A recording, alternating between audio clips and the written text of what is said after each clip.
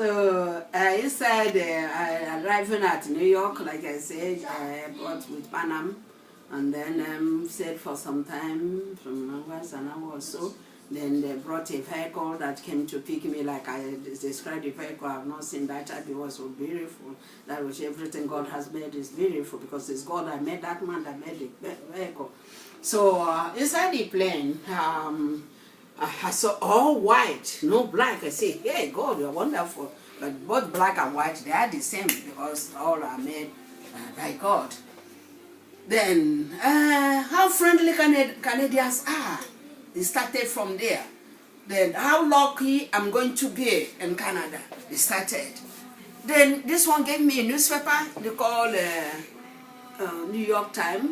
Another one to give me another is Canadian, then a news one. No newspapers, you know. So the 3 papers people gave me, I came to Canada from the airport with it. And so they were all friendly. They were all kind people. They are very friendly. And they start asking you questions, your name, you know, this and that. You know, they can ask. And, you know, I love friendly people too, because I'm friendly. God made me to be friendly. I love cheerful people, you know. So, until said and done, at last we came down to Canada airport, and went to immigration. My husband came to meet me at the airport, and then we have to pass through immigration. And when they were interviewing us, the immigration officer, I asked my husband says the wife can meet. He asked, they checked my passport, visa, 1-year visa, and they said, this is your wife? He said, yes. But if it's your wife, how come you left her for so long? He said, because he's a student, and he's still a student, I had no money. And then he said, what of the children? I said, have I got a minute? He said, yeah, I have 2, but they are in Nigeria with my mom, with his mother-in-law. And then they say, if you say, well, have you left her? Because you know, white people, they don't live apart, they don't leave their wife for so long. But we Africans, things are so rough that, and then to be a student, because a Canadian student schooling here, the school fees is cheaper than Nigerian students. Okay, the foreign students anyway, not only Nigerians. So after the interview, they said, I don't know, are you sure you as a student you were able to maintain this and that? In fact, they did as if they wanted to stop me from entering, you know, because he's a student. Hey, my husband, but when immediately when I arrived, we are sitting there, my husband was carrying me. He was carrying me on his laps. You know, somebody have a wife, you have mess for so long, was carrying me on his lap, and they were watching. You know, these were people that are very intelligent. So they were watching. So we didn't even observe that that is important to them, our relationship. So then after interviewing, they said, you see, you carry my wife, and this, and you left her for so long. Then he told them this because being a student, and it wasn't easy, and they had 2 kids at home, and I was working, taking care of them. So they wanted to say to use my entry because he's a student, not because I don't have a visa. At least I have a good visa, which is renewable, but that he would be able to attend, you know. So my husband called Udmud, he's a pharmacist in Woodstock. They phoned him and started phoning other Nigerian people in case if there is any problem that comes up. But luckily, there wasn't any problem. God did it. They said they touched the way he was carrying me, and they won't allow us to continue staying apart again. So the immigration, we were through from there, and we were so happy. Then you have to follow the Nigerians back, and that God has done it. Then we started coming back. The funny side of it, you see this thing where they live, I don't know what they call it. I put my step when we were coming down, okay, from that step, look like step. So I thought a step, I want to march on it, step by step. I didn't know that, yeah, I wanted to fall there. That's the first time that one made me to be scared over that. I don't know what they call it anyway. So my husband had to hold me, I didn't fall. So then after checking up on everything, then we left. I left with my husband to London, Ontario, 379 Thurber Street. That's where he was staying. 379 Thurber Street, London, Ontario. So then we went in. My husband could, I can remember, he prepared rice. The rice, he has already prepared the food, and that rice, he cooked his stew with the tomato ketchup. That will tell you, God made women to know more of the house things, and the men to move out and look for, that kind of. So, well, as a student, or well, maybe he didn't know you can't use the tomato ketchup to cook, but he could still, well, but I enjoyed it somehow, whether, So that's it. And then we started saying we were happy, and Nigerians were following, and because he was the president of a Nigerian Association in London, Ontario at that time. And then, so just like that, after 2 months or so, or 2 months or 3, I took him. In fact, first of all, we went to register. I went to register in pastoral college, because I was thinking, since a year visa, I don't know whether they will renew it or not, so that the only little opportunity I have to start reading immediately. Then, but I say, how do we make it? Since he's a student, can we be able to cope with transportation and school fees? So there's a family friend, like the man I said, he phoned in airport to me, in Studmode, the wife Maria, okay. School in London, England, and then got married to Mood, and they were in New York, London, Canada. So the wife phoned Maria that because a family friend of that he should bring me to Woodstock for me to stay some days, so that he can enlighten me about overseas food, about overseas life, and all the rest of them, like his sister. So we went there, and then we stayed at least a day or 2 days. It wasn't easy for me to stay long, because someone who has come and your husband is a student and your children are at home, I mean, no time for enjoyment, no time to go and stay at somebody's house. Whatever I will learn, God will put me through. So then we came back to where I took this salad, this on the juice, this and that here like that, without cutting it. Just it's the first place I took it, and I took Nigerian food there too. So then we come back, and then after a week or 2, we started looking for a job. We are not in that, we are not London immigrant, and the student on student visa, you are not allowed to work. And then what do? We said we have to look for odd jobs. So we started going for every day. We move out and look for a job. And there's somebody who came with that food dressing. Then we have to do it. So then we started looking for jobs. So one day we went to, you see, not in the town, not London town, but a sort of where they do farmers do their farming. And what they farm there is a strawberry. It's a company that has it. So we got that job from the company to pick strawberry. So we went there to pick the strawberry. Many other people, including white people. So as we were doing, as many baskets you fill will determine how many dollars you'll be paid. So as we were doing it, then we saw somebody that, I think, is it a vehicle coming in or something? So everybody started to run. Once 2 people are doing work illegally, and that, they have no permit, because everything, if you go to you don't have work permit, they will deport you, okay? So when some people started running, then my husband started running. I started running, following my husband. I said, because he's a man, he was fast a bit. I said, hey, Oni, are you leaving me? He said, no, Lovey, how can, because it's Lovey calls me. He said, Lovey, how can I leave you? I won't. So every time, even at Nigeria, as we went by, every time you remember, you say, good year, you remember a time when you was calling me, Oni, will you leave me? He said, will not leave me. So then we left picking that strawberry that day. We didn't go there for that work again.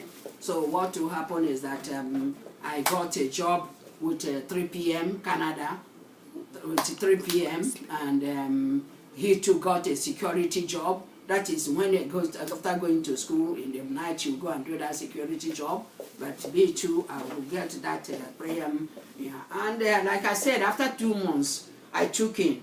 But unfortunately, when I went to look for admission in pastoral college in London, Ontario, I went with my husband. And I didn't know there was snow. It had dried, and I didn't know when it's drying, it's slippery. So then I fell down. and you know, my feather, I think my waist on the ground. So after a day or two, I started having bleeding. I had miscarriage. So after having that miscarriage, the next month too, I took in again.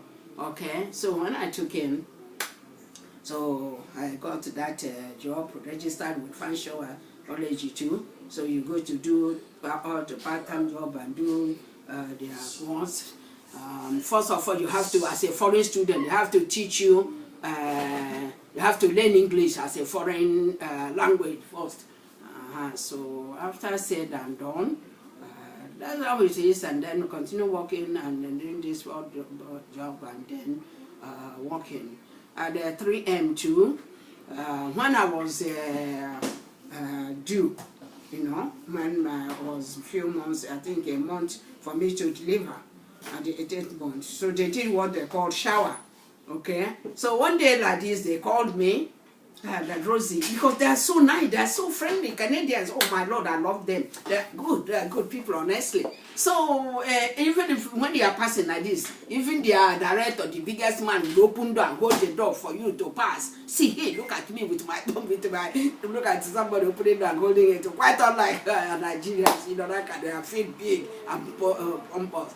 So I was working that day, and then somebody came to call me, come on, Rosie, because most of them, they say I'm very friendly, that I smile, and many people, African people, they're always frowning, you know, that kind of thing. So that's one of the qualities they love in me, and then they show that friendly to me too. So somebody came and called me, and when I reached there, there are many people in that hall, and all white. Hey, my heart say, what I say, wow, that's what I said. Immediately they called me, I went inside there, I said, wow, you know. I laughed, and they laughed too, you know, that sort of, wow, because I was surprised, what is happening? Why did they gathered and calling me? So, well, then they gave me, they said they want to do shower for me, that they find me to be friendly, and you know, they just like me. And when one is pregnant in their company like this, and they find the person, and moreover being a part, they want to do a shower for me. So they brought out so many things, so many gifts, so many baby things, you know. I don't know, toys, so many dresses. I mean, even 3 children, you can't finish it on them. They gave it an envelope with money. That is God, as we know him. He's a wonderful father. You know, look at the students, and who hadn't much. And then God remembered them to give them fruit of the womb. On giving that fruit of the womb, not stopping there, that people to get everything that the baby needs. So that's it. And they brought those things and called one of the men, or the driver, their driver in the company, or one of them, I don't know who he is, with a very big car. That type of car I saw at the airport in New York City was the one that they brought, that carried those things, all the gifts they gave me. So when they carried me, they dropped me at 379 Turbo Street, and on the front there. Luckily, my husband was back from school. He peeped from upstairs, because he's upstairs. So he peeped, and he saw me, and then started coming down. See, he will think, what happened? You know, look at the one, you know, that kind of. So then they started offloading those things, and then that's it. Then from that time, I stopped working, because I'm due to having my baby. And so as when I had my baby, that is Mr. Dr. Wright, General Hospital, and London, Ontario. And that my doctor was Dr. Wright. I had my baby there. And well, Nigerian people too came for a party in our house. And then later it was gone. I took her for baptism. That in Cathedral, St. Paul Cathedral in London, Ontario. But where I had my baby was just in Joseph Hospital, and Dr. Wright was my doctor. And so very nice man, very friendly. And so where my daughter was baptized was that our church, and that's St. Paul's Anglican Church. That's where I wedded. In fact, they talk of my wedding. Before my getting pregnant, we did my wedding. And we did our traditional marriage back home, but we hadn't enough money as students to do our wedding. So it was in Canada here, that London, Ontario, we did our wedding. And that's St. Paul's Cathedral Church. So it was after during that wedding, in fact, we planned how do we do? We look for wedding gown. Well, the one God can give us, and other things we bought, and we did the wedding. And then it was after the wedding that God, well, in fact, I think I was 2 months pregnant or 3 before that wedding. So I used my flower. That flower was holding it, that kind of thing. So, but I wouldn't blame God. I would say, God, wait until after. But as long as we are married officially, so only we hadn't money to go and do the church wedding in Nigeria.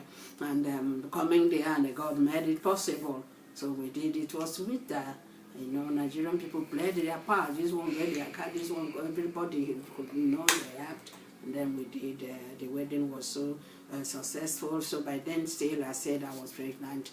But then I had my baby, as I said, in St. Joseph Hospital, and then my doctor, was my doctor, and as a physician, gynecologist, sorry, say gynecologist, because it's a gynecologist that handles pregnant women. So after having my baby, we stayed some few days, I think 2 days or so, then we came back to in our apartment. And then during when I was pregnant, this my daughter, the baby in the womb was so active, and I was thinking it's going to be a man. At times, when you go to work, you go to school, and the night when you will sleep, you will be knocking me, bim like this, bim like that. I will say, training of children starts from the womb. I will say, that kind of thing. I was thinking it's a boy because it was more than active. So. And then when I had her, it was a girl. I was happy, and her father called her Blessing. I called her Ihuoma Lucky because she's so lucky, and Ihuoma means lucky too. Somebody who is so anything, because I call her Ihuoma, I call her lucky because from my pregnancy till look at how the white people made me queen. Look at how they gathered, all of them bought things that even 3 children, you can't use it for them. Most of them I was giving, use it in Nigeria to give to other children, that kind of thing. So, because she's lucky, and and God, favor of God and me too. So, when she was there, she was so wonderful. And when I had her was a baby girl, we were lucky. So the father called her Blessing, and I called her Ihuoma Lucky. That is, she's lucky. Ihuoma means lucky too, because from the womb, she was created to be lucky. She's blessed. Then that time, after when I took it that 3 months, I would vomit. After vomiting in the morning, I would just clean up and start going to school or to work. That it wasn't easy. It was rough. That kind. But I couldn't help it. I won't go to sleep because my husband is a student. Where would we get money to eat? We will start writing home. People send us money. That kind of thing. So that's how God made it, and she was there, and we came home, and she was so active, and there are no babysitter, no mother to teach you. Well, luckily I have had the experience of my 2 babies at home. That helped me a lot, and then